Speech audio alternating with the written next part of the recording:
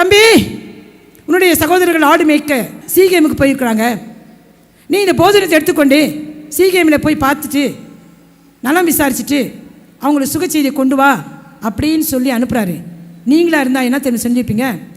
எனக்கும் அவங்களுக்கும் ஆகாதுன்னு நல்லாவே தெரியும், வேணுன்ட்டு என்னை அந்த இடத்துக்கு அனுப்புறீங்களே, எப்படி? நான் போக மாட்டேன், போப்பா. ஆனாலும் அவன் தன் தகப்பனுடைய சொல்லுக்கு கீழ்ப்படிஞ்சு அந்த போஜனத்தை எடுத்துக்கொண்டு போனான். சீகே முழுதும் அவன் சுற்றி பார்க்கிறான், அங்கே அவர்கள் காணப்படவில்லை. ஏதோ தொலைத்தது போல அவன் தேடிக்கொண்டிருக்கிறதை மற்றொருவன் கண்டு, என்னப்பா தேடுகிறாய் என்று சொன்ன பொழுது, என் சகோதரர்கள் ஆடு மேய்க்க வந்தார்களே, அவர்கள் எங்கே என்று சொன்ன பொழுது அந்த ஆள் சொன்னான், அவர்கள் இப்படியாக பேசிக்கொண்டார்கள், தோத்தானுக்கு போவோம் என்று. ஆகவே அவன் தோத்தானுக்கு போனான், தேவ சித்தத்தை நிறைவேற்றும்படியாக. ஆவிக்குரிய அர்த்தம் என்ன? தேவ சித்தம் செய்யும் பொழுது நீ போஜன பலியாக மாறிதான் ஆக வேண்டும். இவன் நம்மளுடைய மாம்சத்துக்குரியவனா இருக்கிறானே, ரத்தம் சிந்தல் ஆகாது என்று சொல்லி அவனை குழியில் போட்டாங்க. குழியில் போட்ட பொழுது யோசேப்பு கதறி இருப்பான், அண்ணா எனக்கு யாரும் இல்லைண்ணா, உறவுன்னு சொல்றதுக்கு நீங்க மாத்திருந்தா, உறவுன்னு சொல்றதுக்கு அண்ணா சிமியன் அண்ணா, ரூபன் அண்ணா, லேவி அண்ணா, நீங்க மாத்திருந்தான்.